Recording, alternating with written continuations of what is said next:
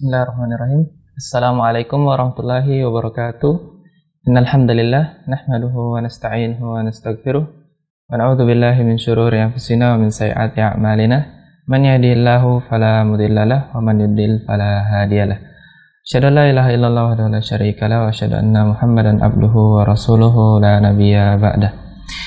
Salawat dan salam semoga senantiasa tercurahkan kepada Nabi Muhammad sallallahu alaihi wasallam beserta para keluarga, para sahabat dan orang-orang yang istiqomah berjalan di bawah naungan sunnah beliau hingga hari kiamat kelak. Baik para pemirsa Ahsan TV, senang sekali kita ketemu lagi dalam kajian Islam ilmiah kita, yaitu bersama Ustadz kita, yaitu Ustadz Abu Islama Imanuddin MA Hafizahullahu Ta'ala, yaitu dalam pembahasan fikih keluarga atau fikih usra. Dan pada kesempatan pagi hari ini kita akan membawakan tema membangun keharmonisan pasutri bagian keempat, yaitu nyambung dari pertemuan sebelumnya.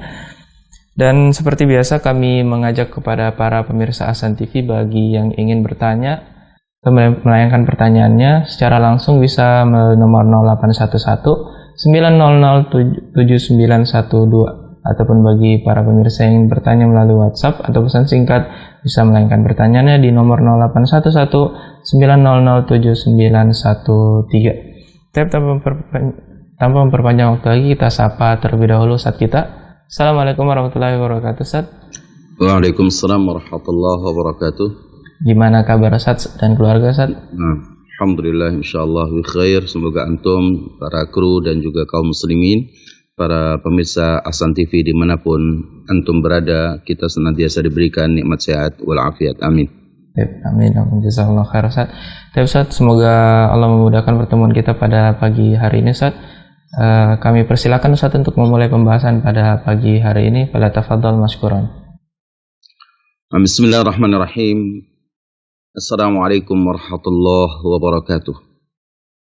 Innal hamdalillah nahmaduhu wa nasta'inuhu wa nastaghfiruh wa na'udzu billahi min shururi anfusina wa sayyiati a'malina. Man yahdihillahu fala mudilla lahu wa man yudlil fala hadiya lahu. Asyhadu an la ilaha illallah wahdahu la syarika lahu wa asyhadu anna Muhammadan 'abduhu wa rasuluh alladzi man la nabiyya ba'dahu. Allahumma shalli wa sallim wa barik ala nabiyyina Muhammadin wa ala alihi wa sahbihi ajma'in. Ya ayyuhalladzina amanu taqullaha haqqa tuqatih wa la tamutunna illa wa antum muslimun. Ya ayyuhan nasu taqu rabbakumul ladzi khalaqakum min nafsin wahidah wa khalaqa minha zawjaha wa batha minhuma rijalan katsiran wa nisaa'a wattaqullaha alladzi tasaaluna bihi wal arham innallaha kana 'alaikum raqiba. Ya ayyuhalladzina amanu taqullaha wa qulu qawlan sadida yuslih lakum a'malakum wa yaghfir lakum dhunubakum. Wa may yuti'illaha wa rasulahu faqad faza fawzan 'azima. Amma ba'd, fa inna asdaqal hadits kitabullah wa khairal hadi Muhammadin sallallahu alaihi wa alihi wasallam wa syarrul umuri muhdatsatuha wa kullu muhdatsatin bid'ah wa kullu bid'atin dhalalah wa kullu dhalalatin finnar. Ikhwatal iman, a'azzani Allah, para pemirsa kaum muslimin dan kaum muslimat, para pemirsa Ahsan TV yang dimuliakan Allah Jalla wa'ala. Kembali kita alhamdulillah memanjatkan puji dan syukur kita kehadirat Allah Subhanahu wa Ta'ala atas segala nikmat yang Allah karuniakan kepada kita sekalian. Lisan kita tidak pernah berhenti mengucapkan syukur. Senantiasa kita memuji Allah Jalla wa'ala, mensucikan Allah Jalla wa'ala. Dan anggota tubuh kita pun terus berupaya untuk tetap berada di atas ketaatan kita kepada Allah. Hati kita selalu kita basahi untuk senantiasa ingat kepada Allah Subhanahu wa Ta'ala, karena inilah bentuk-bentuk kesyukuran yang patut senantiasa kita sebagai seorang muslim meningkatkannya dari waktu ke waktu, karena inilah cara kita mendatangkan nikmat Allah Subhanahu wa Ta'ala yang lebih besar lagi, sebagaimana Allah Subhanahu wa Ta'ala sampaikan kepada kita, la in syakartum la azidannakum. Apabila kalian bersyukur kepada Allah Jalla wa Ala, sungguh aku akan tambahkan nikmatku yang lain untuk kalian. Saudaraku dimuliakan Allah Subhanahu wa Ta'ala, dibentuk dalam salah satu bentuk kesyukuran kita adalah kita tetap yang berada di atas petunjuk Allah dan Rasulnya Sallallahu Alaihi Wasallam dalam beraktivitas, termasuk dalam kita menjalani rumah tangga. Sebagai bagian daripada fitrah manusia adalah berkeluarga, yang kita harapkan bahwa berkeluarga ini membawa kebaikan, mengajak pasangan kita ke surga Allah Jalla wa'ala. Hanya saja dunia sebagai tempat di mana kita bertempat tinggal saat ini, dunia penuh ujian dan cobaan, penuh duka, penuh kelelahan, yang sebagian kemudian kelelahan itu ada faktor eksternal, iblis yang senantiasa mengganggu keharmonisan dalam berumah tangga, yang senantiasa mengganggu keharmonisan pasangan suami istri. Tapi ada dari faktor internal di antara kita. Faktor internal dari suami, faktor internal dari istri, yang kemudian rumah tangga ini akan menjadi sesuatu yang terkadang hanya dijalani sebagai sebuah rutinitas tanpa ada upaya untuk mencari yang lebih baik lagi, meningkatkan sesuatu yang lebih baik lagi. Sesuatu yang bisa menambahi keharmonisan dalam menjalani rumah tangga ini adalah ilmu. Ilmu yang berasal dari Allah Jalla wa'ala. Ilmu yang berasal dari petunjuk Nabi kita yang mulia Sallallahu Alaihi Wasallam tentang bagaimana membangun keharmonisan dalam rumah tangga tersebut.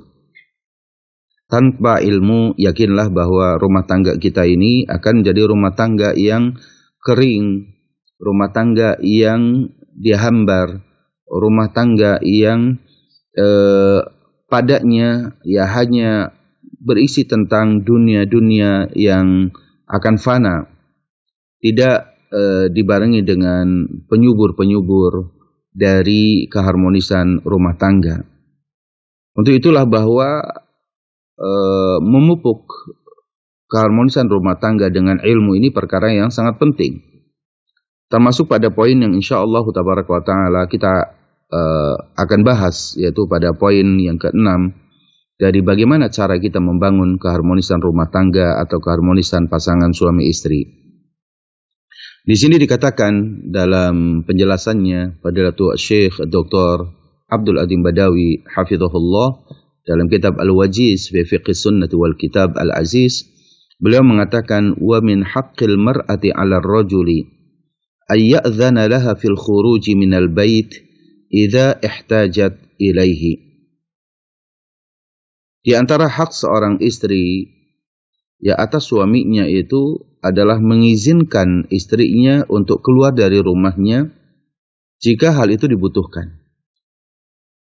Mengizinkan istrinya untuk keluar dari rumahnya untuk suatu kebutuhan. Kebutuhan tentunya adalah yang maksud kebutuhan di sini adalah kebutuhan yang pertama, kebutuhan itu tetap berada di atas ketaatan kita kepada Allah Jalla wa'ala. Bukan keluarnya istri dalam rangka melanggar ketentuan-ketentuan Allah. Ka'an targhaba fi syuhudil jama'ati, sebagaimana seorang istri dia suka untuk ikut sholat berjamaah pada waktu-waktu tertentu misalkan. Yang tentunya untuk sampai ke mengikuti sholat berjamaah di masjid itu juga adab-adabnya harus digunakan dengan adab-adab Islam. Jadi aman dari fitnah, aman dari fitnah kaum laki-laki. Lalu kemudian dia tetap menjaga auratnya, tidak upaya untuk melanggar syariat. Au fi ziyarati ahliya, atau dalam mengunjungi keluarganya, wa aqaribiha, atau kerabat dekatnya, au jiraniha, atau ke tetangganya. Meskipun semuanya ini adalah dengan adab-adabnya. Tapi hendaknya sebagai kita suami yaitu memberikan izin dan melihat kemaslahatan yang ada, karena hidup kita ini pasti akan senantiasa diiringi dengan maslahat dan madarat. Jika keluarnya istri di situ ada kemaslahatan bagi akhiratnya dan dunianya, maka sesekali kita mengizinkan dirinya untuk keluar dari rumahnya Dan jika terdapat mafsadah yang lebih besar, maka hendaknya kita menahan istri kita untuk tidak keluar dari rumah karena itu sifat asli kita. Wa qarna fi buyutikunna wa la tabarrujna tabarruja al-jahilatil ula. Ya, tinggallah kalian para istri di rumah-rumah kalian dan janganlah kalian berdandan sebagaimana dandanannya wanita-wanita jahiliyah di zaman dahulu. Maknanya bahwa hukum asal bagi kaum wanita para istri itu akan lebih aman, ya itu di rumah, berada di rumah, ya dia bersama anak-anaknya di rumah, menjaga rumah tangganya, dan itu lebih aman daripada dari fitnah yang akan dia terima ketika dia keluar dari rumahnya. Dia keluar dari rumahnya, bekerja, bercampur baur lagi dan perempuan, ini adalah rumah tangga yang akan hancur. Ya, hancur dalam pandangan Islam. Ya, dalam pandangan Islam. Ya, karena bagaimanapun dia akan apa? Dia akan ya berinteraksi dengan yang bukan mahramnya dan itu sampai kepada tahapan yang hulu berlebihan seperti tanpa batas. Ya, Islam tentunya di sini ya adalah agama yang samhah. Agama yang memberikan toleransi yang tetap ya diiringi dengan apa? Dengan kemaslahatan dan kemadaratan. Islam bukan agama yang hulu, yang berlebihan, ya, mengeluarkan wanita dari rumah tanpa ada batas. Ya, siang dan malamnya dia boleh keluar rumahnya. Ini hulu. Atau misalkan dia mengekang mereka para istri itu di rumah 24 jam dan tidak boleh keluar sama sekali. Sehingga yang dihadapi istri itu hanya jendela, ya rumah, ya pintu, gitu ya, kamar mandi, dapur, kamar, hanya itu saja misalkan. Ini hulu juga. Jadi Islam bukan agama hulu. Ya, la taghlu fi dinikum, jangan kalian apa? Ya, jangan kalian berlebihan dalam menjalani agama kalian. Ya. Tapi Islam juga tidak jafa. Ya. Islam tidak kering dalam hal ini. Islam memberikan syariat. Sekali boleh keluar tapi dengan adab seperti ini dan seperti ini. Islam mutawassit. Wa ja'alnakum ummatan wasata. Ya, Islam agama yang wasit, pertengahan. Ya, tidak ghulu, ya tidak jafa, tidak ifrat, tidak tafrid.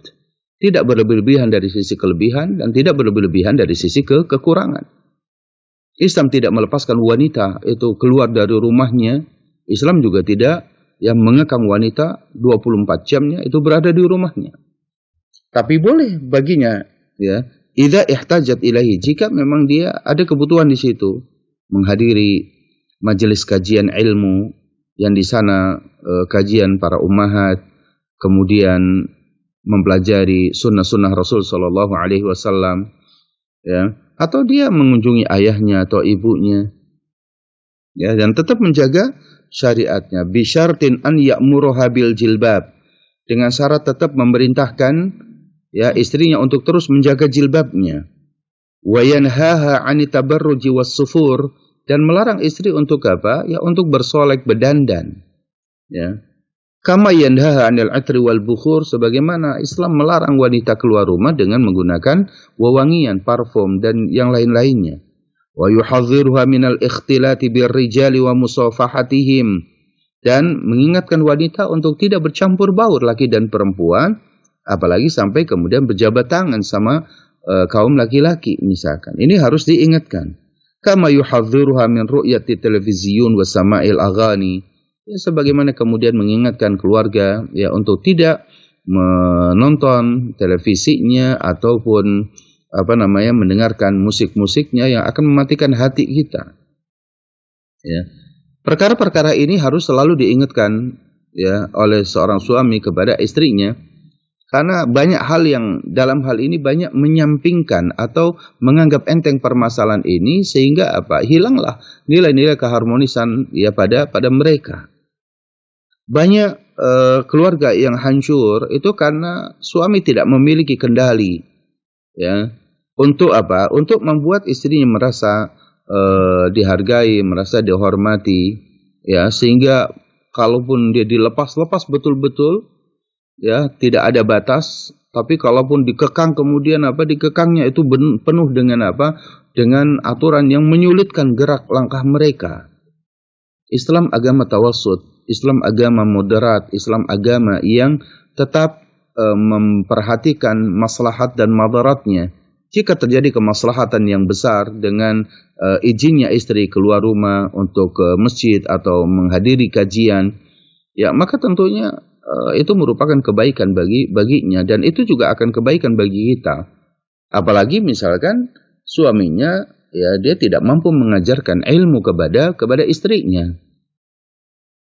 Ya, suaminya tidak mampu. Hatta terkadang suaminya ya suaminya sebagai seorang ustadz, sebagai seorang pendakwah, terkadang belum tentu juga dia mampu mengajarkan istrinya di rumahnya. Ya, karena terkadang kalau dalam kita menjalani rumah tangga itu, ya, kadang ada nasihat-nasihat yang memang perlu disampaikan kepada istri, tapi dibarengi dengan jamaah yang lain. Mungkin itu akan bisa bisa diterima. Ya, daripada menceramai istrinya, hanya berdua diceramain istrinya misalkan. Terkadang juga tidak masuk nasihat-nasihat yang seperti itu. Ya, mungkin hal inilah yang kita dapati bahwa Rasul Shallallahu Alaihi Wasallam pun, ya, kalau kita lihat dari beberapa riwayat-riwayat yang ada atau perjalanan sirah beliau, bagaimana Aisyah radhiyallahu anha itu bertanya kepada Rasul tentang ilmu, ya, begitu juga dalam kisah Zainab binti Jahsh bertanya kepada Rasul soal ilmu, begitu juga para istri Rasul yang lain, ya, kemudian juga para sahabat wanita yang lain bertanya kepada Nabi kita yang mulia sallallahu alaihi wasallam.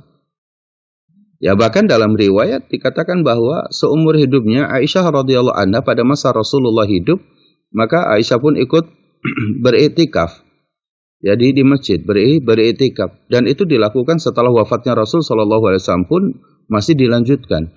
Dibuatkan tenda, ya, lalu kemudian beriktikaf di tempat tersebut, ya. Dan inilah yang membuat kebaikan dalam rumah tangga itu bisa diambil hasilnya, bisa dipetik. Ya, taib. Ini diantara poin yang sangat penting yang harus kita jaga. Kemudian poin berikutnya di sini dikatakan, wa min haqqil mar'ati 'ala ar-rajuli alla yufshiya sirraha, ya, wa alla yadhkura 'aibaha idh huwa al-aminu 'alaiha wal mutalabu bi ri'ayatiha wadh-dhawdi 'anha. Di sini dikatakan kata beliau, juga di antara perkara yang bisa terbangunnya keharmonisan pasangan suami istri itu adalah apa? Seorang laki-laki hendaknya seorang suami ini menjaga rahasia dari istrinya. Ya, tidak menyebutkan aibnya di hadapan orang lain. Ya, karena dia itu adalah al-aminu 'alaiha, dia yang bertanggung jawab atas keselamatan istrinya. Yang harus ia jaga, dia dituntut untuk menjaga kehormatan istrinya. Lantas bagaimana kemudian aib istri itu diceritakan kepada orang lain? Ya. Terkadang disadari atau tidak, ya, ketika berbicara dengan orang lain, ya, seorang suami, ya, begitu asiknya dia berbicara sampai kemudian rahasia-rahasia rumah tangga keluar dari rumahnya. Dan ini nggak boleh. Ya. Wa min akhtaril asrari asrarul firash, dan yang paling mengkhawatirkan, yang paling membahayakan kembali ketika rahasia tempat tidur mereka diceritakan kepada yang lain. Ya, ini laki-laki yang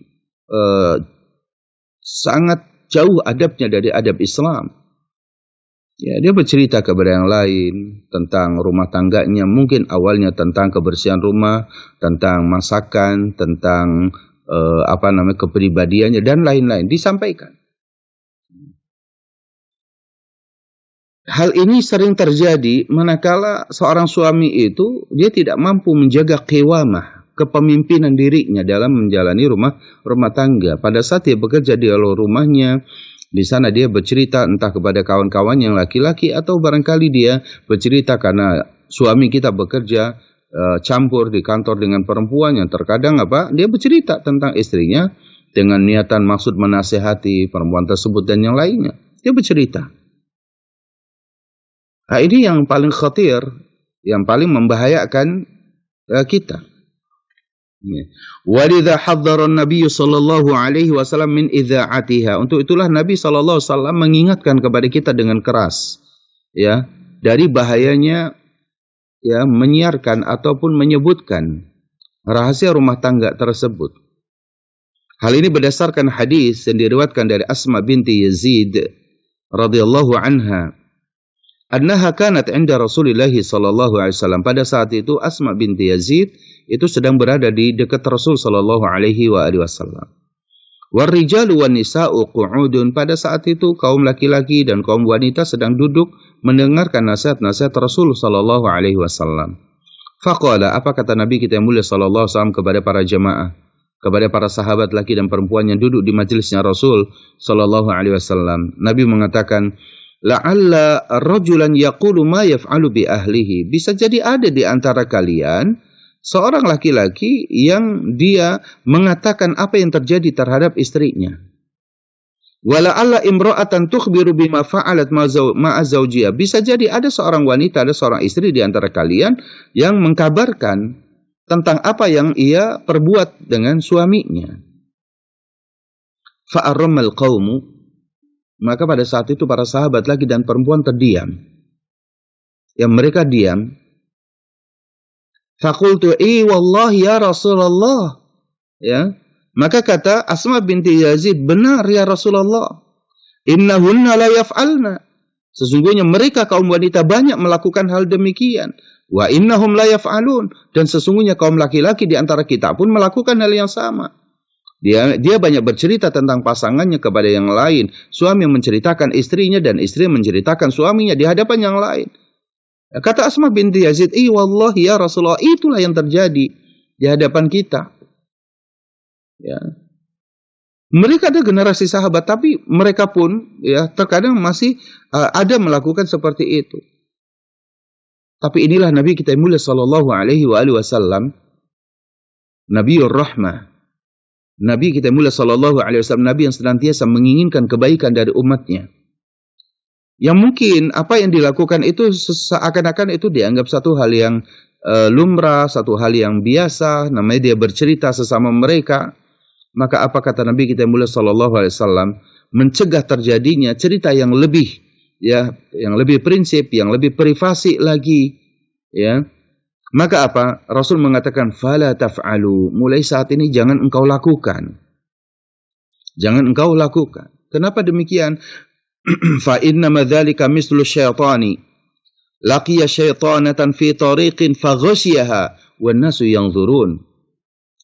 Karena kalau sampai rahasia rumah tangga itu diceritakan kepada orang lain, maka kata Nabi mengatakan hal yang demikian itu seperti setan laki-laki bertemu dengan setan perempuan di jalan, faghasyiha, lalu apa?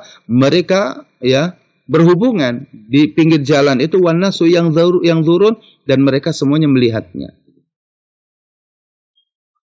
Dan itu aib.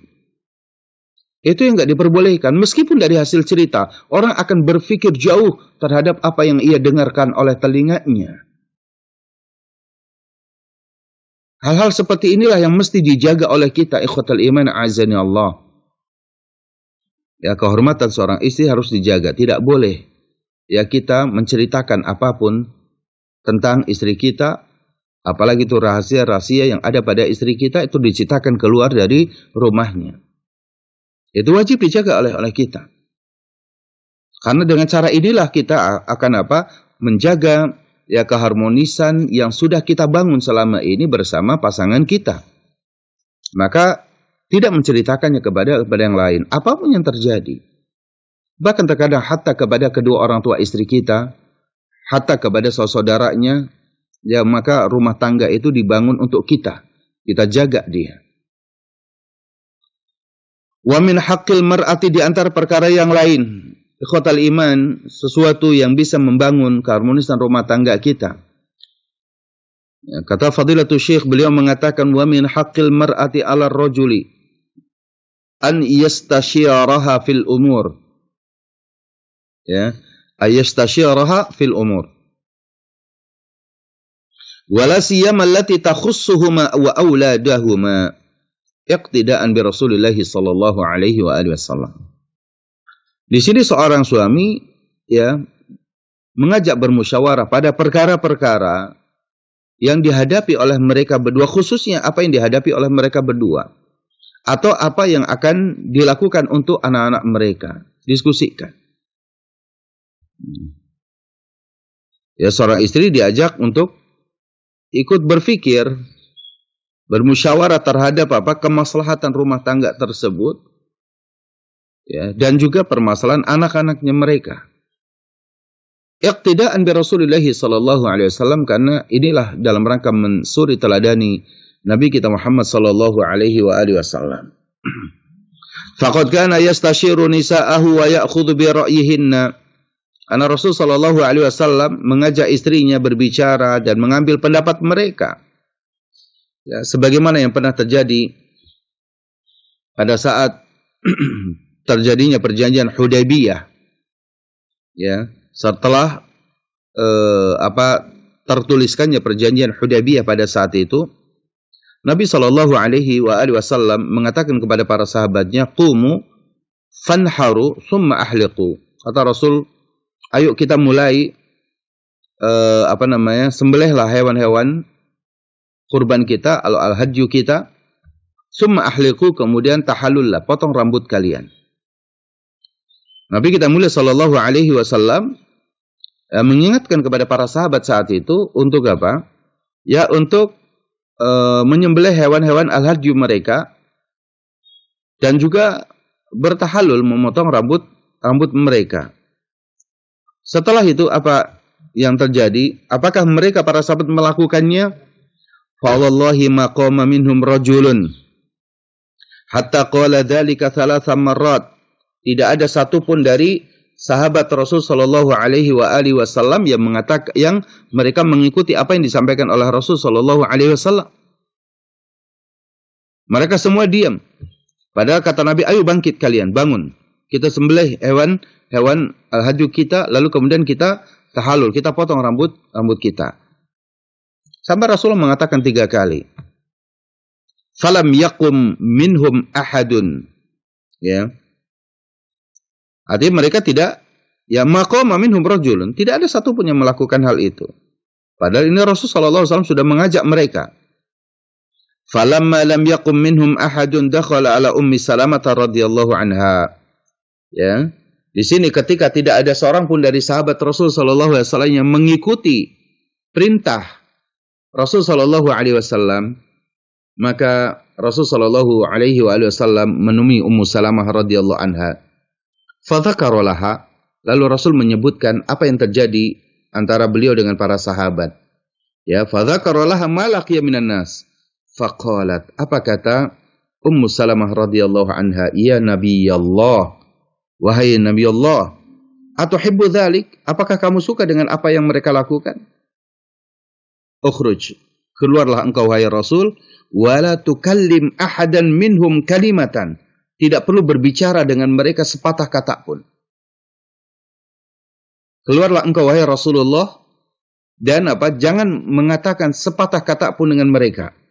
Hatta tanharabudnaka, sampai engkau menyembelih untamu. Wa tad'u haliqaka, dan engkau panggil tukang cukurmu, fayahliqaka, lalu cukur rambutmu. Maka ini kan nasihat istri. Istri memberikan saran. Ya, istri memberikan saran. Ketika para sahabat disuruh tidak ada yang melakukan satu pun, sampai dia bercerita kepada Ummu Salamah istri beliau radhiyallahu anha wa ardhaha, maka apa kata Ummu Salamah? Keluarlah wahai Rasulullah. Lalu kemudian sembelihlah ya untamu itu. Ya, lalu kemudian potong rambutmu, panggil tukang cukur. Ya, tukang cukur rambutmu itu, lalu kemudian mencukur rambutmu. Lalu atas nasihat dan arahan dari istri beliau yang mulia sallallahu alaihi wasallam, fa kharaja. Rasul sallallahu alaihi wasallam keluar dari tempat tersebut, falam yukallim ahadan minhum. Rasul tidak mengatakan sepatah kata pun kepada para sahabat. Mungkin para sahabat akan melihatnya. Melihat apa yang dilakukan oleh Rasul sallallahu alaihi wasallam. Maka kharaja falam yukallim ahadan minhum hatta fa'ala dzalik. Sampai Rasulullah ya melakukan apa yang disarankan oleh istri beliau, yaitu apa? Menyembelih al-hadyu, lalu kemudian setelah itu beliau mencukur rambutnya. Falamma ra'au dzalik, ketika mereka melihat semua apa yang dilakukan oleh Rasul sallallahu alaihi wasallam, apa yang terjadi? Ketika mereka merasa bahwa Rasul sallallahu alaihi wasallam melakukannya seorang diri, apa? Qamu, mereka pun pada bangkit, pada bangun semua dari tempat duduk-duduk mereka. Fanaharu, lalu mereka menyembelih hewan-hewan mereka. Wa ja'ala ba'dhum yahliqu ba'dha, lalu sebagian mereka ya mengambil guntingnya, mengambil alat potong rambutnya. Untuk apa? Sesama mereka mencukur rambut sahabatnya atau temannya sendiri. Hatta kada ba'duhum yaqtulu ba'dan ghamma. Ya, sampai sebagian mereka itu seperti akan apa? Seperti dalam keadaan orang yang mau perang. Saling marah dan pengen cepet-cepetan. Mereka bisa menyembelih apa?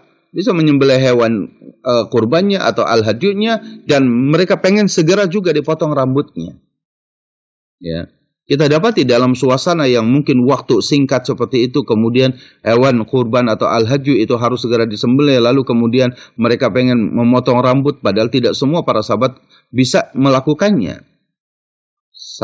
Sampai mereka menunggu satu sama lainnya. Ya, lihat di sini, yang tadinya satu orang sahabat pun tidak mau melakukan apa yang pada saat itu Rasulullah SAW perintahkan pada mereka. Tapi atas izin Allah Subhanahu wa taala dan dari hasil musyawarah, ya, meminta pendapat dari Ummu Salamah atau dari arahan Ummu Salamah radhiyallahu anha, maka itulah yang terjadi. Wa hakadha ja'ala Allah li rasulih fi ra'yi zawjihi Ummi Salamah al-khair al-katsir. Demikianlah Allah menjadikan untuk Nabi kita yang mulia sallallahu alaihi wasallam pada pendapat istrinya itu Ummu Salamah terdapat kebaikan yang sangat banyak. Tapi ada juga terkadang seorang istri itu hanya banyak bertanya, tapi banyak bertanya, banyak menuntut, tapi kemudian ketika dimintain pendapatnya, dia tidak bisa juga.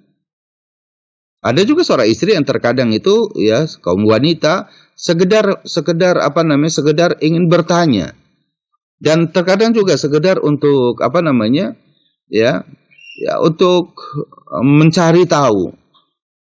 Tapi ketika diminta solusinya, diminta bagaimana pendapat Anda, saya nggak bisa berpendapat. Tapi keingintahuannya itu tinggi, tapi ketika diminta bagaimana solusinya terhadap permasalahan ini, maka dia tidak bisa menjawab, tidak memberikan solusi juga. Hal inilah yang terkadang menambah beban bagi suaminya. Kata istri, ayo ceritakan permasalahannya apa. Ya, coba ceritakan. Setelah diceritakan panjang lebar ke sana kemari, diminta pendapat sama suaminya, diam. Tidak mampu memberikan apa? Tidak mampu memberikan pendapat. Itulah yang terkadang apa? Dan terkadang dalam rumah tangga itu seorang suami kenapa malas untuk berdiskusi, malas kadang juga untuk apa? Untuk menyatakan sesuatu, karena terkadang baginya dia sekedar bercerita, ya, tidak mendapatkan solusi, ini juga terkadang menjadi beban. Nah, di sini terkadang ada juga sebagian yang lain keadaannya berbalik. Ya. Keadaannya berbalik. Di mana khilafan, kata beliau, lil amsilatil jairatil zalimati allati tanha an musyawaratin nisa.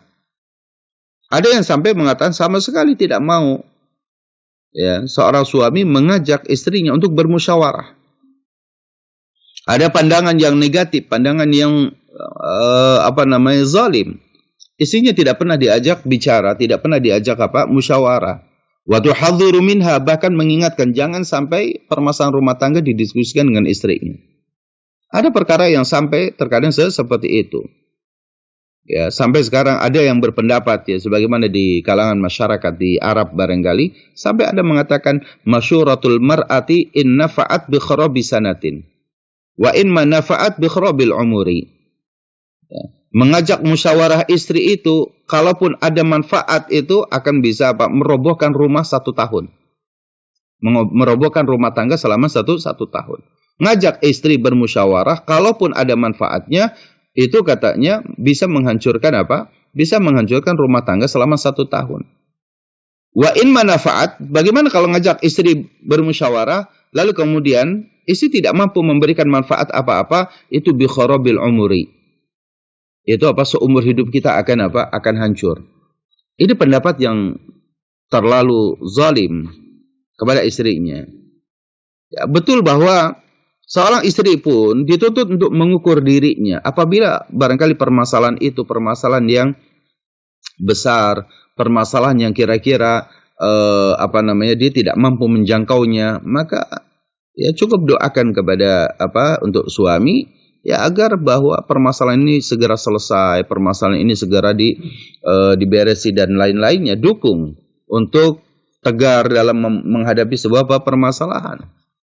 Tapi jika kemudian ya ada sesuatu yang bisa memberikan solusi sebagaimana Ummu Salamah radhiyallahu anha memberikan solusi kepada Nabi kita yang mulia sallallahu alaihi wasallam tadi, maka hal itu tentunya akan jauh lebih baik. Nah, ikhwatal iman, a'azanallahu wa iyyakum ajma'in. Jadi bagaimana Islam mengajarkan kita untuk membangun keharmonisan di dalam rumah tangga adalah sesekali mengajak musyawarah istrinya, diajak berbicara ya tentang sebuah permasalahan. Memang betul tidak mesti semua permasalahan suami itu ya diketahui oleh istri kita karena demi kemaslahatan rumah tangga juga. Ya, karena seorang suami kadang dia ketika bekerja di luar di luar rumahnya, entah di rekan bisnisnya atau di kantornya, atau kalau semua urusan ya di perusahaan yang suami kita bekerja, di semua urusannya itu kemudian ditumpahkan semua, diceritakan semua kepada istri kita, maka akan tambah beban. Pada istri kita itu akan menambah bebannya. Ya, mungkin ketika dia bercerita bahwa saya bekerja di perusahaan, lalu dimaki-maki oleh pimpinan saya, maka istri mungkin akan juga, karena muncul kecintaan kepada suami, istri mungkin mengatakan, kayak apa sih bos Anda itu? Bos suami itu kayak apa? Kalau ada di depan saya, mungkin saya akan marahi juga dia. Itu menambah beban lagi. Ya kan? Maka tidak semua juga terkadang permasalahan. Ya disinilah seorang suami juga harus pandai mana yang bisa diceritakan kepada istri untuk dicarikan solusinya. Mana yang kira-kira cukup menjadi beban suami saja. Sebagaimana pada pembahasan yang lalu kita katakan bahwa di antara cara membangun rumah tangga itu, suami membangun keharmonisan rumah tangga itu pada dalam pasangan suami istri itu, suami yang baik bukan hanya segera tidak menyakiti istrinya, ya, al-kafu an adzaha, ya, suami yang baik bukan hanya segera mencegah dirinya untuk tidak menyakiti istrinya, tapi juga tahammul al-adza, yaitu menanggung beban berat yang harus diemban oleh dirinya. Ya, itu tidak perlu dibebankan kepada istrinya. Istri di rumah sudah menjaga keluarga, sudah menjaga anak kita, sudah melakukan urusan rumah tangga dan yang lainnya. Tapi kita sebagai seorang suami memang harus at-tahammul alal adza. Ya, mampu menanggung beban kita. Tidak semuanya juga diceritakan, tapi pada perkara-perkara tertentu yang kita sebagai seorang suami kita tahu bahwa ini masalah ini kayaknya saya perlu berbicara dengan istri kita, ajak ke musyawarah itu. Ya. Nah, ini adalah perkara yang sangat penting. Ya. Dan di sini seorang istri juga harus mendukung, mensupport permasalahan suami ini untuk diselesaikan. Ya, jangan kita hobinya bertanya tentang berbagai macam permasalahan, menuntut cerita dari suami tentang sebuah pekerjaannya, tapi kemudian ketika diminta solusinya, istri tidak mampu memberikan solusi apa-apa. Nah, inilah yang terkadang menampakkan kebodohan seorang istri di hadapan suaminya, dan inilah yang menyebabkan kadang-kadang suami akhirnya memberikan nilai yang buruk kepada istrinya. Maka timbang permasalahan itu pada masing-masing pasangan ini. Suami menimbang mana yang kira-kira perlu dimusyawarahkan dengan istri, mana yang harus dia tahammul alal adza, mana yang harus dia tanggung sendiri sebagai seorang suami. Seorang istri juga dia mampu melihat apakah saya akan mampu memberikan solusi atau tidak. Kalau memang tidak, hanya dukung, doa, semangat untuk ketegaran, ketabahan, ya. Dan tapi kalau memang bisa, ya, memberikan solusi, maka itu lakukan. Ya, itulah yang harus dilakukan oleh pasangan suami istri. Poin berikutnya di antara perkara yang bisa menjaga keharmonisan kita dalam rumah tangga pasangan suami istri kita, kata beliau, Wa min haqqil mar'ati 'ala ar-rajuli an yarji'a ilaiha ba'da al-isya'i mubasharatan wa alla yashara kharijal manzili ila sa'atin mutaakhiratin minal laili fa inna hadha yu'arriquha wa yuz'ijuha qalaqan 'alaihi illam tadubba fi sadriha al-wasawisu wasyukuk intala saharu wa takarrar. Ya. Di sini dikatakan bahwa termasuk hak seorang istri dari suaminya itu adalah apa? Seorang suami cepat pulang ke rumahnya ya apabila sudah memasuki waktu Isya atau setelah salat Isya. Ya. Wa alla yashar kharijal manzil, tidak begadang di luar rumahnya ila sa'atin mutaakhiratin minal lail, sampai pada akhir malam. Ngobrol di pos ronda, ngobrol dengan alasan rapat di masjid, ya ngobrol di kantor dan yang lain-lainnya. Ya. Dia tidak mendapati apa? Tidak mendapati istrinya, suaminya di dalam rumahnya ba'dal Isya. Ya, ini membuat seorang istri merasa apa? Tercuekkan. Merasa terabaikan.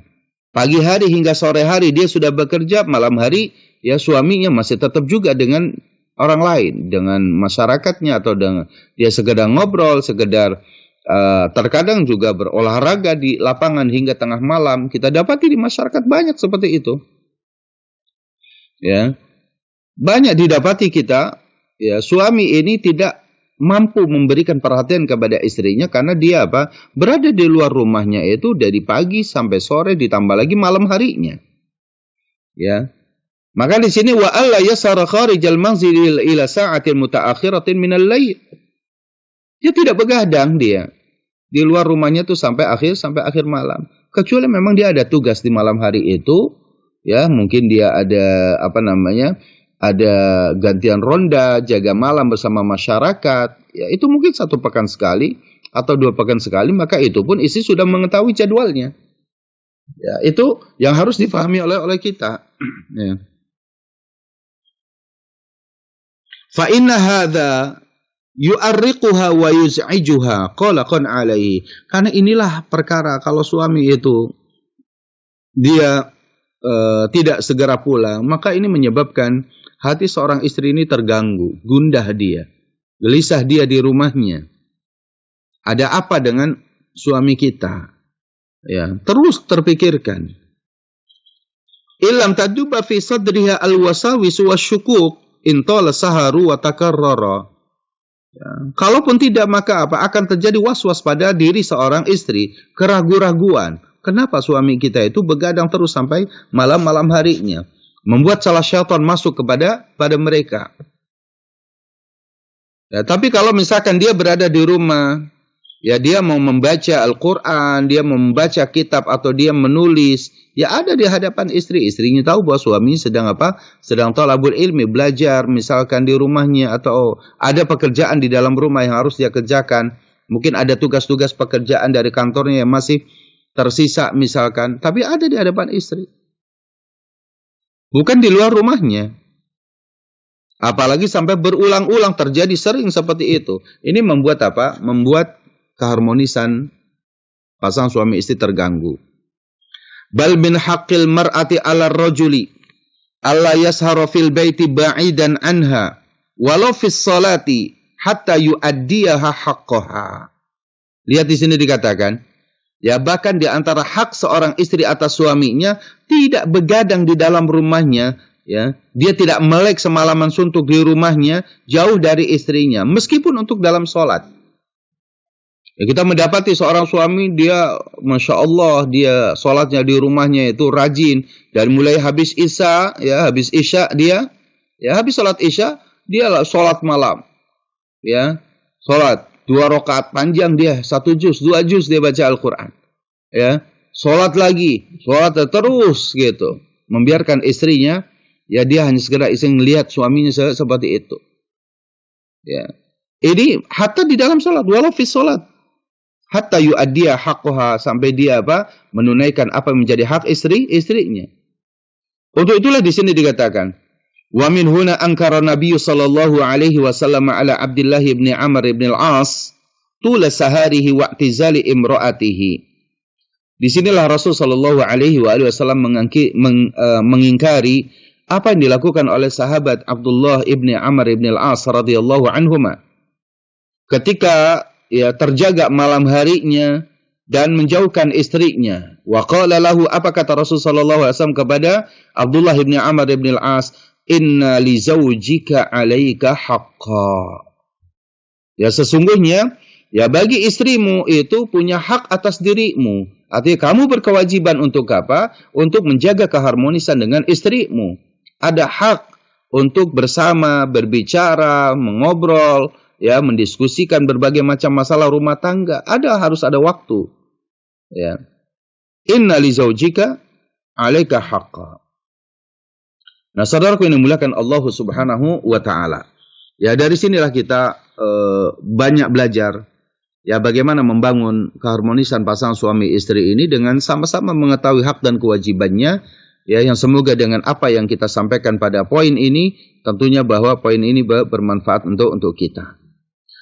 Dan yang terakhir di sini dikatakan, wa min haqqil mar'ati 'ala ar-rajuli an ya'dila bainaha wa baina darratiha in kana laha darratun.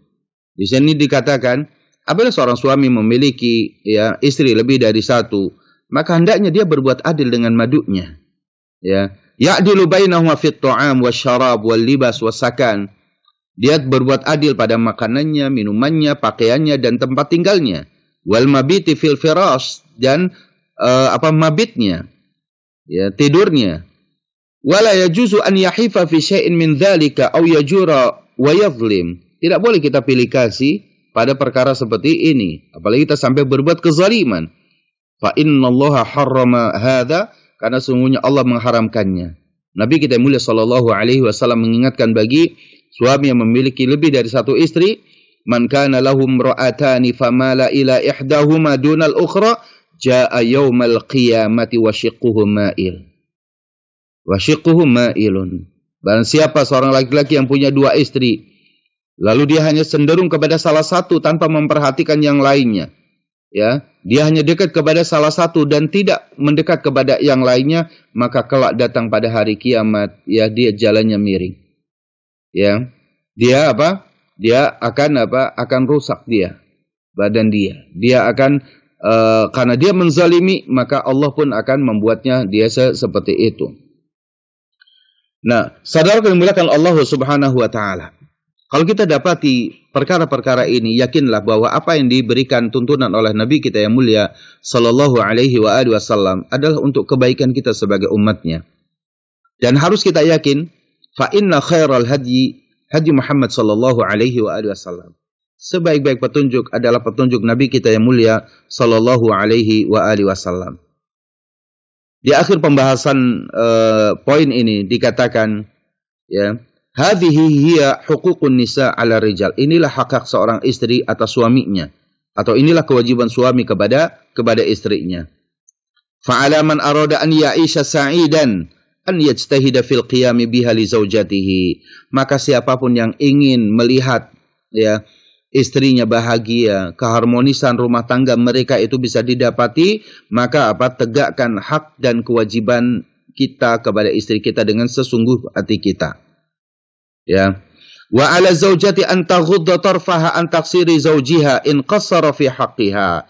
Dan seorang istri juga berusaha untuk memaklumi kekurangan dan keterbatasan yang dilakukan oleh suami dalam memenuhi hak dirinya.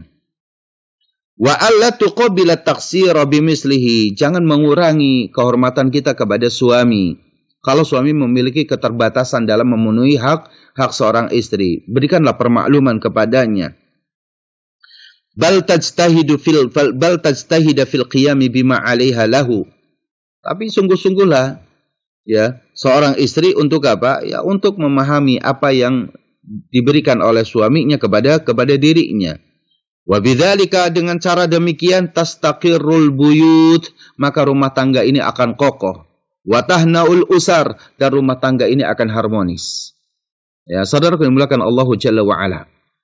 Manakala kemudian salah satu menuntut haknya lebih besar, akan tapi kewajibannya tidak maksimal ia lakukan, maka itulah benih-benih ketidakharmonisan dalam rumah tangga tersebut.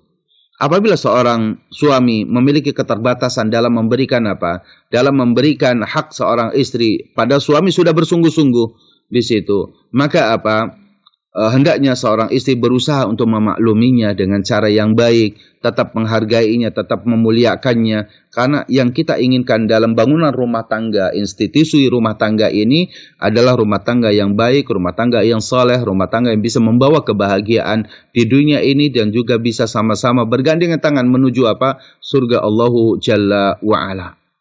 Demikianlah yang bisa kita sampaikan di pagi hari ini. Semoga beberapa poin-poin yang penting ini bisa kita cerna, bisa kita pahami dengan baik dan juga bisa kita amalkan dalam menjalani rumah tangga ini. Semoga Allah Jalla wa'ala mengkaruniakan kepada kita pemahaman yang benar akan petunjuk Nabi kita yang mulia sallallahu alaihi wasallam dalam fikih usra ini, dan semoga kita juga diberikan kesempatan untuk terus membangun rumah tangga ini dengan cara yang baik, dan semoga Allah berikan keistiqomahan kepada kita.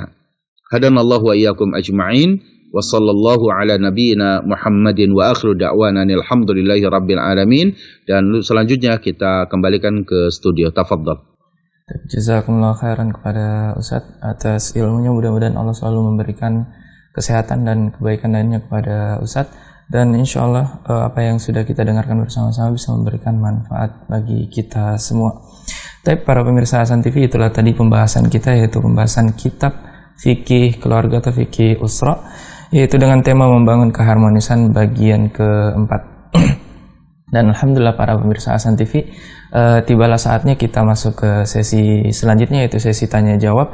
Dan seperti biasa kami mengajak kepada para pemirsa Hasan TV, bagi yang ingin menelpon secara langsung bisa melalui nomor 0811 900 7912. Ataupun bagi para pemirsa yang ingin bertanya melalui WhatsApp atau pesan singkat, bisa melayangkan pertanyaannya di nomor 0811 900 7913. Tapi Ustaz, sambil kita menunggu penelpon yang masuk, kita bacakan terlebih dahulu pertanyaan yang sudah masuk melalui WhatsApp. Assalamualaikum warahmatullahi wabarakatuh. Ustaz, afwan. Ana ingin memiliki buku yang Ustadz Abu Islam Maimanuddin jadikan pedoman pada saat kajian membangun keharmonisan pasutri, bagian bagaimana cara mendapatkannya. Syukran, wassalamualaikum warahmatullahi wabarakatuh. Waalaikumsalam warahmatullahi wabarakatuh. Terima kasih para pemirsa sekalian, muliakan Allah Jalla wa'ala. Kitab yang kita bahas ini adalah kitab Al-Wajiz fi Fiqh Sunnati wal Kitab Al-Ajiz, yaitu kitab yang insya Allah di muqaddimah dalam kitab ini disampaikan oleh Fadilatu Syekh Dr. Abdul Adim Badawi hafizahullah tabaraka wa taala. Beliau mengajak kepada kita untuk mempelajari poin-poin penting yang diambil dari ayat-ayat Al-Qur'anul Karim dan hadis-hadis yang sahih. Yang beliau usahakan di dalam buku ini adalah hadis-hadis yang sahih yang beliau masukkan di dalam kitab ini, kitab Al-Wajiz. Dan kitab Al-Wajiz ini sudah diterjemahkan, sudah diterjemahkan dalam bahasa Indonesia, alhamdulillah. Itu bisa kita lihat di online, itu juga banyak. Tinggal dituliskan kitab Al-Wajiz fi Fiqh Sunnati wal Kitab Al-Aziz, atau barangkali bisa menghubungi studio di Hasan TV, dan nanti Hasan TV bisa memesan melalui Hasan TV. Nanti barangkali Hasan TV akan mengirimkan ke para pemirsa sekalian, agar ketika kajian ini kita lanjutkan dalam pembahasan-pembahasan berikutnya, para jamaah bisa mengikutinya dengan yang baik. Saya juga membawakan beberapa beberapa tambahan-tambahan dari kitab yang lain, akan tetapi panduan utama kita adalah untuk lebih memudahkan kita dalam pembahasan adalah menggunakan kitab Al-Wajiz fi Fiqh Sunnati wal Kitab Al-Aziz. Bisa menghubungi pada studio insyaallah di Hasan TV, dan nanti Hasan TV akan memberikan jalan keluarnya. Bisa pesan lalu bisa dikirimkan, ataupun nanti dengan kita juga bisa, atau mungkin di toko banyak, sudah mulai banyak kitab ini, alhamdulillah. Jazakumullah khair. Jazakumullah khairan kepada Ustaz atas jawabannya. Mudah-mudahan bisa bermanfaat bagi penanya. Ustaz, kita lanjut ke pertanyaan selanjutnya. Ustaz, Pertanyaan kedua, Bismillah. Bagaimana hukumnya seorang istri yang apabila diajak jima menolak tanpa udzur dari hamba Allah di Pontianak? Baik, ikhwatul iman azza Allah wa iyyakum ajma'in, bahwa permasalahan ini adalah permasalahan yang sangat penting untuk dibahas oleh kita, meskipun bahwa tentunya seorang suami dan juga seorang istri memahami betul bahwa perkara ini, bahwa nikah salah satu tujuannya adalah Allah Jalla wa Ala menginginkan kepada kita memiliki keturunan. Ya, Allah menghendaki dari pernikahan manusia ini memiliki keturunan. Ya, karena Allah inginkan dari umat Muhammad Nabi kita mulia sallallahu alaihi wasallam itu berkembang banyak menjadi as-sawad al-a'zam. Ya, menjadi umat yang akan berjumlah banyak dan mereka semua menjadi umat Rasul sallallahu alaihi wasallam. Sebagaimana Rasul juga mengatakan, ya, inni ubahi bikumul umama yaumal qiyamah. Saya akan berbangga di hadapan seluruh manusia pada hari kiamat dengan jumlah umatku yang banyak. Maka salah satu tujuan pernikahan itu adalah memiliki keturunan. Hendaknya jangan menjadi seorang istri yang terkena propaganda barat. Ya, karena saat ini banyak orang mau menikah tapi tidak mau punya anak. Ini adalah pemikiran sesat dan menyesatkan. Ya, dia mau berumah tangga tapi tidak mau memiliki anak. Karena dikatakan bahwa anak ini itu hanya akan menyulitkan dirinya, akan mengurangi rizki dan pendapatan dirinya. Ini pemikiran jahiliyah. Ya, ini pemikiran jahiliyah. Ya, di pemikiran jahiliyah atau di faham jahiliyah terdahulu juga banyak orang yang ingin memiliki dia pengen punya istri, tapi kemudian ketika lahir anak maka mereka marah. Ketika istrinya hamil mereka marah, misalkan. Ya, ketika dia punya anak, apalagi keinginan anak laki-laki, lahir anak perempuan, mereka iswaddat wujuhuhum. Ya, menghitam wajah mereka, misalkan marah. Ini adalah seorang manusia yang tidak bersyukur kepada Allah Jalla wa Ala.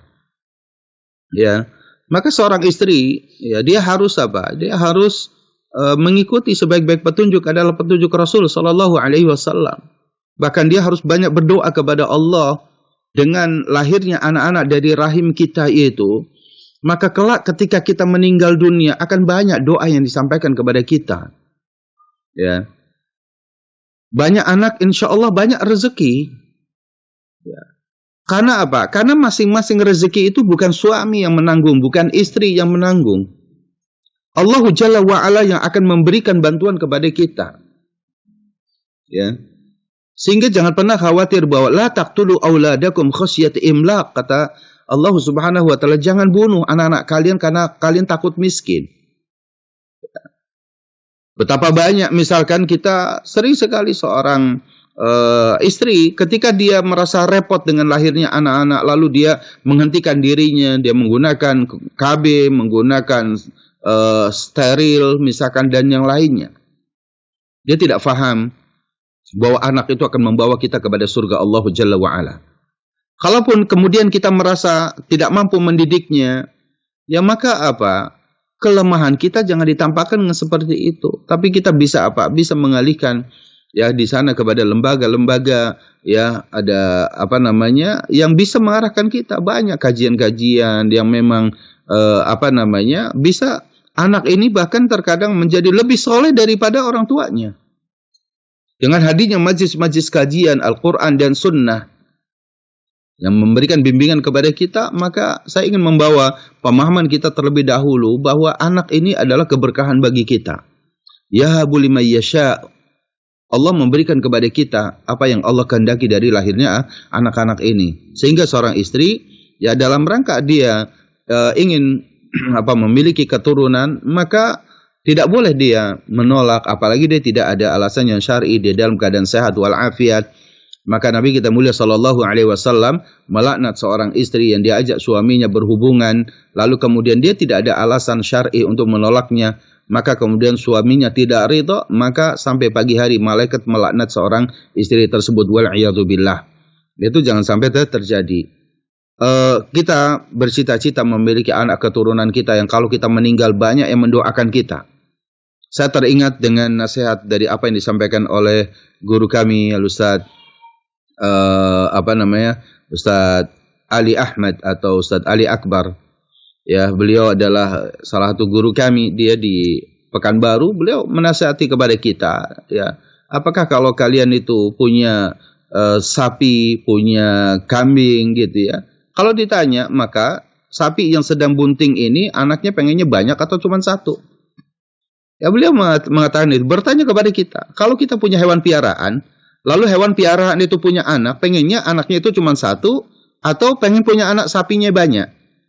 Atau punya apa? Anak kambingnya banyak. Maka semua kita, fitrah kita akan mengatakan apa? Ya kita pengen anak sapi kita banyak, ya, kemudian anak kambing kita banyak, sehingga apa? Kandang-kandang penuh dengan hewan piaraan kita. Pertanyaan beliau yang cukup membuat kita ini semuanya harus mikir. Apakah kalau kemudian induknya itu mati, induk sapinya mati, induk kambingnya mati, apakah anak-anak kambingnya akan mendoakan kita? Cobalah kita berpikir rasional. Dalam hal ini para ummahat, ibu-ibu yang dimuliakan Allah Jalla wa'ala, kita ini ada sesuatu dalam hidup ini yang dibutuhkan, bukan sekedar harta yang kita miliki, tapi memiliki anak-anak yang soleh yang mendoakan kita ketika kita meninggal itu. Maka apa? Itu doa mereka, istighfarnya mereka untuk mengangkat derajat surga kita. Dalam hal ini maka perhatikan oleh kita semuanya, ikhwatal iman, bahwa rumah tangga betul itu bukan hanya untuk hubungan biologis saja yang dibutuhkan, akan tapi itu bagian daripada perkara yang akan membawa kepada kita kebanggaan Nabi kita yang mulia sallallahu alaihi wasallam. Siapa yang tidak suka dibanggakan oleh Nabi kita mulia sallallahu alaihi wasallam? Ya, yang aksarun nisaan, ya, seorang laki-laki yang dia memiliki lebih dari satu istri, yang dia memiliki banyak anak. Maka Allah Subhanahu wa taala dan Rasulnya sallallahu alaihi wasallam akan bangga kelak pada hari kiamat karena umat beliau yang sangat banyak sekali. Ya, maka jangan sampai kemudian itu terjadi, ya, karena ini bisa membahayakan dalam rumah tangganya. Nah, kalau memang misalkan dia seperti itu tidak mau dan sering terjadi hal-hal seperti itu, nusuz. Itu istri yang sudah mulai durhaka. Bagaimana solusi dari kedurhakaan seorang istri? Maka nasihati terus dengan ilmu yang baik, dengan penuh kelembutan kepada istri. Diajak untuk berpikir untuk akhirat, ya, bukan hanya berpikir untuk dunia, tapi berpikir untuk akhiratnya. Nasihat sekali, dua kali, tiga kali, terus nasihat tidak mampu lagi, maka apa? Fahjuruhunna fil madaji, pisahkan dia dari tempat tidur mereka. Ya, sudah, pisahkan dari tempat tidur mereka. Berhari-hari terus kita lakukan seperti itu, maka fadribuhunna, pukullah dia dengan pukulan yang tidak menyakitkan. Pukul pada telapak tangannya, pada telapak kakinya. La tadribil wajah, jangan kalian memukul apa? Wajahnya, atau bagian dadanya, atau kemaluannya. Tidak boleh. Pukul bagian tangannya agar dia tahu bahwa suami marah dalam keadaan seperti itu. Pukulan yang ghairu mubarrih, pukulan yang tidak menyakitkan. Pukulan yang membuat dia sadar bahwa apa yang dia lakukan itu merupakan sebuah kekeliruan. Kalau masih juga tetap tidak, Islam memberikan jalan yang terbaik, fa'amsikuhunna bima'ruf aw sarrihuhunna bima'ruf. Tahan dia tetap menjadi istrimu atau lepaskan dia dengan cara yang baik. Cari masih banyak wanita yang lebih soleha barangkali dari istri kita, maka itulah bagian daripada kehidupan. Mungkin jodoh kita sampai di situ, dan cari wanita yang soleha, wanita yang bisa membawa kepada kita ke surga Allahu Jalla wa'ala. Kalau memang itu, tapi kalau istri kita dia fisiknya lemah, istri kita memiliki kekurangan dari sisi fisiknya, misalkan mungkin pada saat hamil dia sering sakit-sakitan, dan terkadang ketika sakit suaminya terbatas juga mengurusi dia, sehingga dia merasakan sakit dia seorang diri, ya, sementara suaminya dia mungkin punya akhlak yang kurang bagus, misalkan dia lalai dalam menjalani aktivitas menjaga kehormatan istrinya sakit, mungkin tidak pernah dibelikan obatnya, tidak pernah dibawa ke dokternya dan yang lainnya, sehingga istri tidak mendapatkan pengayoman, penghargaan dan yang lainnya, maka bisa saja inilah alasan kenapa istri tidak mau diajak hubungan suami istri, karena pada akhirnya kalau terjadi kehamilan dan yang lain, maka istri yang akan sakit, menderita seorang diri tanpa ada bantuan suami di sampingnya, maka ini bagian daripada alasan syar'i. Ya, karena suaminya zalim kepada dirinya. Untuk itu saling mengevaluasi rumah tangga yang baik ini, kenapa bisa terjadi seperti itu. Tidak bisa kita menyalahkan hanya kepada istri atau istri menyalahkan kepada suaminya. Jalin komunikasi yang baik antar mereka, ya, kenapa dan kenapanya, cari solusinya, ya. Demikian bisa kita sampaikan. Jazakumullah khairan kepada Ustaz atas ilmunya. Mudah-mudahan bisa bermanfaat bagi penanya. Tapi Ustaz, kita lanjut ke pertanyaan selanjutnya. Sudah ada penelpon yang masuk. Kita angkat terlebih dahulu. Halo. Ya. Assalamualaikum warahmatullahi. Waalaikumsalam warahmatullahi Assalamualaikum. Perkenalkan Ustaz, nama anak Faiz dari Ciamis. Ingin bertanya. Bagaimana tips sukses dan untuk tips harmonis bagi rumah tangga dalam menghadapi LDR, Ustaz? Karena kebetulan kami calon pengantin baru. Nah, dan hal kami itu mengharuskan untuk LDR. Bagaimana tips untuk sukses, untuk bisa tetap harmonis gitu, Ustaz? Hubungan jarak jauh. Terima kasih, Ustaz. Barakallahu fiik. Nah, ikhwatul iman azani Allah wa yakum ajma'in, bahwa terkadang kita dalam dalam menjalani rumah tangga, ya, ada keadaan-keadaan tertentu yang memaksa kita untuk berjauhan terlebih dahulu antara suami dengan istrinya. Meskipun tentunya yang harus kita fahami, ikhwatul iman azani Allah, bahwa jauhnya jarak antara suami dan istri itu akan lebih ketika pada perkara akhirat. Ini yang perlu kita ingatkan. Ya, ketika pada perkara akhirat, maka mungkin ini komunikasi meskipun jarak jauh, tapi masing-masing memahami bahwa ini adalah perkara akhirat. Sebagaimana kita dapati misal sahabat Ali bin Abi Thalib radhiyallahu an ketika mendapatkan tugas dakwah di Azerbaijan, atau misalkan di Yaman, atau misalkan para sahabat juga pernah melakukan jauh dari istrinya seperti itu. Tapi bukan pada perkara-perkara dunia sebagaimana yang banyak terjadi di masyarakat kita, yang hanya sekedar masing-masing untuk cari uang gitu ya. Dia harus berpisah dari keluarganya, entah suaminya di luar negeri, hanya sekedar untuk bekerja, istrinya di Indonesia misalkan, ya, atau hal-hal seperti ini yang kita cari adalah kehidupan akhirat. Allah katakan wabtaghi fima atakallahu darul akhirah wa la tansa nasibaka minad dunya. Ya, maka carilah, ya, untuk kebahagiaan kita hidup di akhirat, dan jangan lupakan dunia. Artinya yang paling utama itu adalah kalaupun kita pun LDR, maka LDR kita itu pada perkara akhirat, bukan hanya sekedar perkara dunia. Karena bahwa rumah tangga dibangun ini semuanya ada keinginan litaskunu ilaiha. Kita mendapatkan ketenangan dalam rumah tangga itu. Wa ja'ala bainakum mawaddatan wa rahmah. Dan kita akan mendapatkan cinta dan kasih, yang itu biasanya akan didapati manakala itu dekat.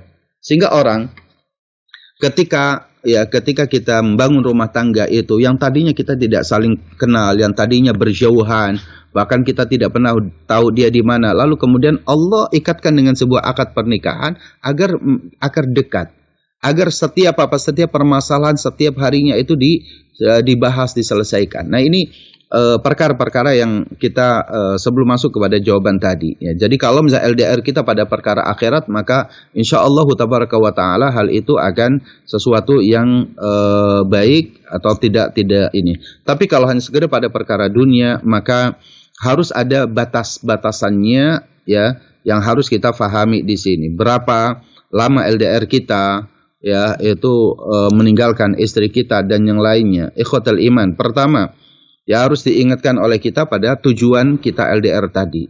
Kalau hanya pada perkara dunia kita berpisah, ya, maka tentunya itu tidak akan membawa kepada kebaikan, kelanjutan dalam berumah tangga. Karena tujuan pernikahan itu tidak akan pernah bisa kita dapati. Yang kedua, hendaknya masing-masing menumbuhkan rasa husnuzon kita kepada sama pasangan kita. Bahwa suami kita jauh di sana karena memang dia sedang seperti ini. Ya, entah seperti kemarin LDR karena terjadi suami tidak boleh pulang, ya karena pandemik seperti ini dan yang lainnya. Maka tetap ya saling berhusnuzon, berbaik sangka antara satu dengan yang lainnya. Lalu kemudian yang ketiga, dalam kejauhan seperti ini dekatkan Allah Jalla wa Ala dengan kita. Ya, tips berikutnya adalah dekatkan Allah senantiasa dalam diri kita. Allah lah yang maha menjaga kita. Allah Ar-Raqib yang maha menjaga kita. Ya, maka dari sinilah kita tahu bahwa Allah As-Samad, tempat bergantungnya kita. Tanamkan nilai-nilai akidah yang benar ya kepada diri kita dan juga kepada istri kita. Kita minta kepada Allah setiap harinya untuk menjaga istri kita. Ya, kita minta seorang istri menjaga agar Allah menjaga suami kita. Jadi saling mendoakan kebaikan. Ya, saling menjaga kebaikan. Ya, kemudian setelah itu komunikasi yang intens, ya komunikasi kita apalagi di zaman saat ini kita bisa telepon, satu hari bisa kita telepon, ya mungkin meskipun hanya 5 menit, 10 menit kita teleponan. Ya, karena dengan komunikasi yang baik, dengan jalinan komunikasi kita yang baik, maka insyaallah tabaraka wa taala itu akan menambah kedekatan kita meskipun jarak fisik kita berjauhan. Tapi yang paling itu semuanya yang terbaik adalah dekatkan diri kita kepada Allah. Jadikan waktu kita berjauhan seperti ini tidak mengurangi pahala kita kepada suami, pahala suami kepada istri kita, tapi kita mendekatkan diri kita kepada Allah Jalla wa Ala. Kita isi dengan waktu-waktu kita dengan ilmu, kita bisa menghadirkan dalam diri kita kajian-kajian Islam, lalu mendekatkan diri kita ibadah kepada Allah Subhanahu wa taala, qiyamul lailnya, ya dan lain-lain berikutnya. Waktu kekosongan dikatakan oleh Allah fa'idha faroghta fansab. Apabila Anda memiliki waktu yang kosong, waktu luang, maka isi dengan kegiatan yang manfaat. Ya suami mungkin bekerja dengan cara yang baik. Pada saat istirahat bisa telepon istri. Istri di rumah juga bisa mengisi waktunya dengan ilmu, dengan amal. Kalau sudah punya anak maka jaga anaknya, komunikasi dengan keluarganya ya dan lain-lainnya. Tapi kuatkan ikatan kita dengan Allah Jalla wa'ala, maka Allah akan mengokohkan bangunan rumah tangga kita ini. Fisik boleh berjauhan, akan tetapi hati tetap harus lebih dekat dengan kita minta didekatkan oleh Allah Jalla wa'ala. Demikian. Jazakumullah khairan kepada Ustaz atas jawabannya, mudah-mudahan bisa bermanfaat bagi penanya. Ustaz, kita lanjut ke pertanyaan selanjutnya Ustaz dari WhatsApp, dari pesan singkat. Assalamualaikum warahmatullahi wabarakatuh. Barakallahu fiikum Ustaz. Saya seorang suami yang tinggal di rumah istri dengan 2 anak. Saya tidak cari rumah lain baik kontrak atau cicil rumah karena istri tetap ingin tinggal di rumah istri atau warisan dari orang tua. Meskipun saya sudah tawarkan ke istri untuk kontrak rumah. Bagaimana kewajiban saya sebagai suami yang bertanggung jawab untuk memberi nafkah tempat tinggal kepada keluarga? Jazakallahu khair Ustaz. Baik. Ini istri yang baik. Ya, ini salah satu bentuk istri yang baik. Bahwa ya kalau istri memang sudah punya rumah, kenapa juga kita mesti mengontrak? Ya kan? Jadi kalau istri memang, apalagi istri yang akhlak baik, dia salehah, dia tidak mau menyulitkan suaminya, ya maka dia tinggal di rumah istrinya itu tidak mengapa, tidak mengurangi baktinya seorang suami, misalnya kewajiban suami kepada istrinya. Ya barangkali cuman di situ yang harus dijaga pertama adalah bahwa suami tidak terhalangi baginya untuk tetap memperbaiki misalkan kekurangan-kekurangan dari rumah tersebut. Ya misalkan entah taman yang kurang rapi dirapikan, ya meskipun dia itu bagian dengan dari uang suami misalnya, daripada dia ngontrak biayanya maka uangnya dia tabung, lalu kemudian dia ya dia bisa memperbaiki sedikit demi sedikit, entah tamannya diperbaiki atau kemudian ya dicat, kemudian aksesoris rumah tangga tersebut itu yang dilengkapi oleh kita sebagai suami. Sebagai bentuk kepedulian kita sebagai suami, ya, sebagai bentuk kepedulian dengan istri kita seperti itu. Tapi istri yang baik, Karena bagaimana mungkin kemudian istri yang sudah memiliki, apalagi itu hak waris bagi istri, misalkan rumah tersebut itu harta waris dari keluarganya untuk istri kita. Maka ya kita jaga ya amanah ini dengan sebaik-baiknya, meskipun itu mutlak milik istri kita, bukan milik kita. Tapi itu tidak mengapa. Ya, tidak mengapa hal demikian. Ya, hanya saja mungkin kita sebagai suami ya ikut andil dalam ya memperbaiki, merenovasi dan yang lainnya ya. Meskipun tidak selalu harus menuntut, wah ini kan rumah saya memperbaiki dan yang lain-lain. Kalau kemudian terjadi sesuatu dengan istri kita, lalu kemudian kita menuntut renovasi kita dikembalikan atau yang lain-lain, itu sebaiknya itu tidak perlu lah. Kita sebagai suami itu bahwa apa yang kita berikan kepada istri itu biarkan itu menjadi hak istri gitu ya, tidak perlu diungkit-ungkit pemberian kita ya, karena cukup kita pahala di sisi Allah Jalla wa Ala. Karena nafkah yang diberikan suami kepada istrinya hakikatnya adalah sedekah kita yang itu untuk diri kita, bukan untuk istri kita. Ya, seorang suami ketika memberikan nafkah kepada istri, hatta fi imraati kata Rasul, sampai satu suapan yang kita berikan kepada istri kita itu adalah sedekah bagi kita sebagai suami. Jadi yang kita harapkan bukan itu dikembalikan, tapi itu kita berharap pahala di sisi Allah Jalla wa Ala. Sehingga menyediakan tempat tinggal jika memang sudah ada, ya itu nikmati di situ. Akan tapi kita sebagai suami bertanggung jawab ikut ya menjaga, merawat ya rumah tersebut dengan cara yang baik. Ya itu insyaallah tabaraka wa taala ya itu rumah tangga tersebut akan semakin kokoh, semakin mendatangkan kecintaan. Dan saya nasihati kepada istri, ya kepada seorang istri yang telah mengizinkan suaminya tinggal di situ, maka jangan sombong. Ya jangan sampai terucap oleh kita ketika lagi amarah, lagi emosi, seorang istri mengatakan, kamu sudah tinggal numpang di saya, misalkan kamu begini gitu, itu nggak boleh. Seorang istri wajib menjaga lisannya untuk tidak mengatakan hal demikian. Karena bagaimanapun seorang suami, ya maka kalau memang Anda mau keluar ya sudah, gitu kan, ayo kita ngontrak dulu gitu sebelum memiliki rumah gitu.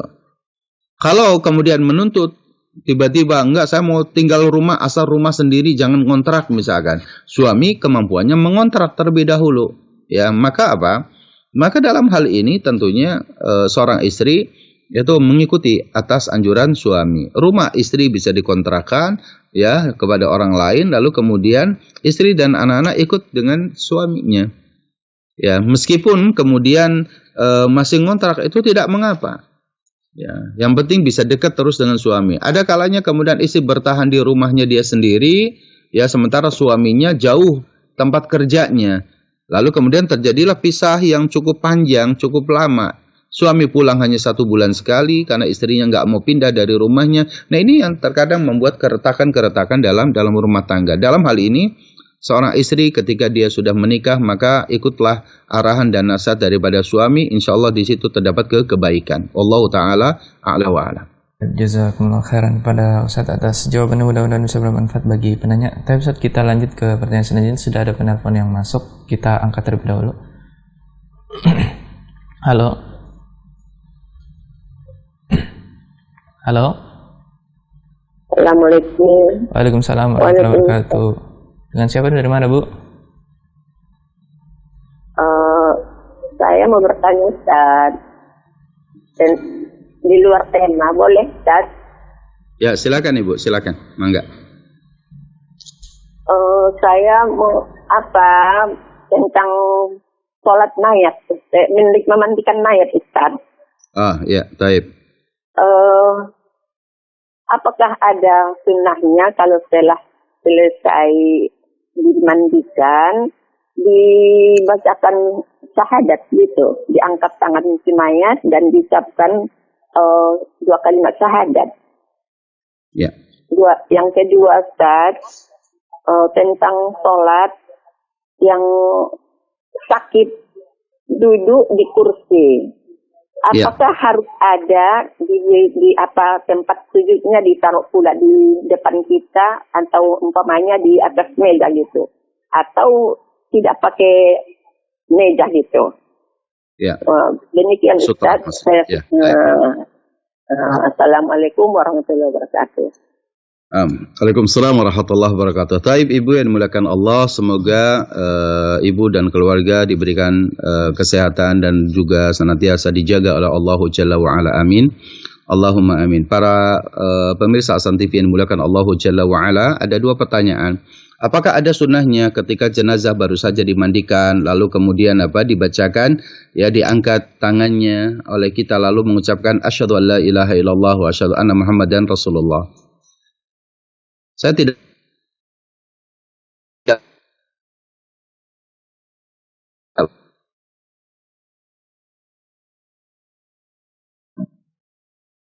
mati ya, karena bagaimanapun syahadat yang kita itu adalah pada saat orang itu masih hidup, ya, pada saat orang itu masih hidup, maka orang diingatkan kepada kita, ya, untuk terus memperbaharui syahadat kita, keimanan kita kepada Allah. Jadid imanak, ya, perbaharui terus keimanan kita dengan la ilaha illallah, dengan melakukan kewajiban-kewajiban kita dan konsekuensi kita terhadap pemahaman syahadat kita kepada Allah, yaitu kita beribadah hanya kepada Allah dan kita tidak menyekutukan Allah dengan sesuatu apapun. Ya, ini semasa hidupnya itu yang perkara yang sangat penting. Ketika sudah menjadi mayat, sudah wafat, ya, maka pada saat kita sebelum wafat, tentunya tugas kita yang terakhir itu adalah pada saat kita pada saat kita melihat dia dalam keadaan sakaratul maut. Karena Rasulullah SAW mengatakan laqinu mautakum la ilaha illallah, talqinkan, ajarkan orang yang sesaat lagi akan wafat, yang di dalam keadaan sakaratul maut dia mengucapkan la ilaha illallah, ya. Pada saat orang itu akan meninggal, ajarkan dia kalimat la ilaha illallah. Karena Rasulullah SAW dalam hadis yang lain mengatakan, man kana akhiru kalamihi la ilaha illallah dakhulal jannah. Barang siapa yang akhir ucapannya mengatakan dari akhir kehidupannya, yang mengakhiri kehidupannya dengan membaca la ilaha illallah, maka dia akan masuk ke dalam surga. Jadi pada saat orang itu masih hidup. Adapun ketika dia sudah wafat, maka kewajiban orang yang hidup, ya, itu hanya memandikan, kemudian mengkafankan, kemudian menyolatkan, kemudian dia mendoakan kebaikan. Ya, tidak ada mengangkatkan kedua tangan si mayit dengan mengacungkan misalkan satu jari telunjuknya ke atas lalu dituntun la ilaha illallah atau asyhadu an la ilaha illallah wa asyhadu anna Muhammadan Rasulullah. Ya, tidak demikian. Ya, artinya tidak ada sunnahnya mengajarkan hal seperti itu. Baik. Yang kedua, bahwa apabila kita dalam keadaan sakit, lalu kemudian kita sholat sambil duduk di atas kursi, maka apakah perlu di depan kita diletakkan sutra atau meja di depannya? Kita katakan perlu. Ya, berdasarkan keumuman dari hadis bahwa hendaklah Anda mendekat ketika Anda sholat, meskipun kita pada saat itu tidak ada ruku yang atau tidak ada sujud, maka tetap, ya, diusahakan tidak ada orang yang menghalangi atau yang melewati di depan kita ketika kita sholat, meskipun kita sholatnya dengan berada di atas kursi kita. Ya, tetap diberikan sutroh atau bagian yang berada di depan untuk menghalangi orang lewat di depan kita. Demikian, Ibu. Jazakumullah khairan kepada Ustadz. Mudah-mudahan bisa bermanfaat bagi penanya, Ustadz. Kita lanjut ke pertanyaan selanjutnya, Ustadz. Dari hamba Allah di Jakarta. Assalamualaikum Ustadz, izin bertanya, perlukah bagi fulan dan begitu juga fulana untuk mengetahui apakah calon yang akan dinikahinya itu tidak memiliki masalah atau penyakit mandul, mengingat niat menikah adalah ingin mengikuti sunnah Rasul untuk melahirkan anak yang menjadi generasi Islam selanjutnya. Lalu apakah boleh bila pria tetap menikahi wanita meskipun tahu bahwa rahim wanita telah diangkat karena penyakit? Syukran, barakallahu fiik. Ya, Saib. Apakah perlu? Kalau jawabannya apakah perlu, maka tidak mengapa hal itu, sebagaimana selama bahwa yang bersangkutan mau melakukannya hal demikian, ya kan? Akan tapi bagi daripada ini, sebagian para ulama ketika mensyariatkan adanya nazar, ya, nazar itu kan melihat, ya, pada pasangan kita, seorang istri juga atau calon istri boleh juga melihat kepada suami, mengenal kepada keluarga keluarga suami, apakah keluarga suami juga termasuk keluarga yang memang masing-masing memiliki keturunan, memiliki anak? Karena biasanya hal itu ada kaitannya juga dalam ilmu medis. Barangkali ini bisa ditanyakan kepada para dokter yang ada, ya, bahwa terkadang bahwa kesuburan yang ada pada calon pasangan kita itu bisa terlihat dari saudara yang lain. Yang misalnya saudara fulan ini, saudara si fulana ini, kakaknya punya anak banyak, ya, adiknya punya anak banyak misalkan, atau saudara yang lain, paman dan bibinya dia punya keturunan, maka insya Allah tabaraka wa ta'ala itu bagian dari apa? Bagian dari cara kita mengenali hal tersebut. Begitu juga seorang istri, calon istri, mengenal bahwa suami ini punya keluarga, bapak dan ibunya ternyata punya anak dia dan kakak adiknya. Lalu kemudian kakaknya calon suami kita juga dia ternyata berkeluarga dan punya anak dan lainnya. Sehingga dalam hal ini itu bisa dijadikan bagian daripada cara melihat seperti itu. Nah, kalau kemudian dengan cara yang modern, misalkan sekarang ini memeriksakan kepada kepada dokter atau yang lain, wallahu taala alam, saya tidak bisa memahami apakah itu bisa terlihat sebelum orang itu meninggal, ya, sebelum orang itu meninggal, apakah kemungkinan dia sehat atau tidak, atau dia mandul atau tidak, dan itu terlihat sebelum orang itu menikah. Saya belum tahu ilmunya dalam masalah ini, akan tapi cukup kita melihat dari keturunan dari masing-masing calon tersebut, kita bisa terlihat. Dan kalaupun kemudian kita sudah berazam, lalu kemudian ternyata keluarga si calon laki-laki banyak anaknya, ya, artinya dia punya keponakan-keponakan, paman bibinya juga subur-subur, misalkan begitu juga dari calon istrinya, paman dan bibinya subur, kemudian akaknya atau adiknya dia yang nikah lebih dulu dari dia sudah punya anak, maka kemungkinan ini keluarga yang subur misalkan.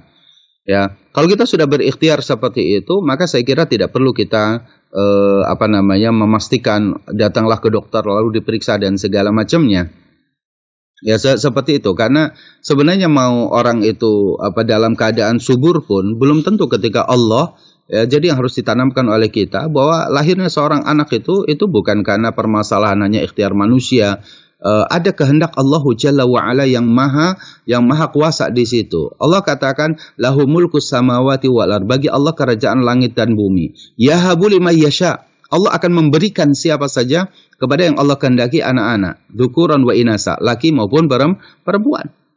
Jadi Allah lah yang menghendaki bahwa si fulan ini punya anak, si fulan ini tidak punya anak. Meskipun sama-sama kemudian ada yang Allah menjadikan aqimah, tidak memiliki anak, padahal dua-duanya subur, dan itu banyak yang terjadi. Jadi tidak perlu saya kira untuk memeriksakan, karena biasanya ini kandungan subur atau tidak, dalam pemahaman saya selama ini itu adalah, ya, kalau mereka itu sudah sudah berumah tangga, sudah menjadi suami istri, ya, bukan sebelum menjadi suami istri, ya. Nah, apabila kemudian kita mendapati bahwa kita menikahi dengan seorang istri yang sudah menikahi seorang wanita yang sudah diangkat rahimnya, berarti yang kemungkinan kita tidak akan memiliki anak dari dia dalam ilmu medis misalkan. Apakah kita boleh menikahinya? Ya, boleh saja ketika memang Anda atau kita memang kita sayang dengan dia, kita cinta dengan dia, ya, maka kita menikahi dia bukan semata-mata karena menginginkan lahirnya anak dari dia. Misalkan kita bisa memelihara anak-anak yatim yang atau siapa saja, boleh saja hal itu dilakukan oleh kita. Tapi yang harus diingatkan oleh kita adalah pada saat kita menikahi wanita yang sudah kita tahu keadaan awalnya seperti itu, jangan pernah kita mengungkit-ungkit nanti pada saat ada masalah. Saya menyesal sama kamu tidak akan pernah punya anak dan yang lain-lain. Padahal dari awal sudah diketahui. Nah, terkadang kita lupa atau kita dilupakan oleh syaitan, kita menyakiti istri kita, ya, dengan keadaan seperti itu, gitu. Maka diungkit-ungkit padahal itu sudah mengetahui dari awalnya. Ya. Jadi kalau ditanyakan boleh atau tidak, maka hal itu boleh. Ya. Jangan juga jadi alasan maka karena saya menikahi dia karena dia nggak punya anak, Ustaz, baru sebulan 2 bulan kemudian ya akhirnya dengan alasan itu kemudian kita menikah lagi yang kedua, yang ketiga karena atas dasar itu gitu. Itu tentunya perkara yang tidak bagus, karena alasannya bukan karena istri kita mandul dan yang lainnya. Dari awal kan dia sudah tahu. Ya. Nah, seperti itu. Jadi kalau kita mau menikah, ya menikah saja dengan siapapun yang kita setelah berikhtiar maka itu baik, maka itu sih silakan. Tapi jangan pernah mengungkit-ungkit kekurangan ataupun apa yang memang belum Allah kasih kepada kita. Demikian. Jazakumullah khairan kepada Ustaz atas jawabannya. Mudah-mudahan bisa bermanfaat bagi penanya. Dan jazakumullah khairan juga kepada para pemirsa Hasan TV yang sudah mendengarkan kajian pada pagi hari ini. Dan dikarenakan keterbatasan waktu, kita cukupkan pada kesempatan pada pagi hari ini dengan pertanyaan terakhir di sebelumnya.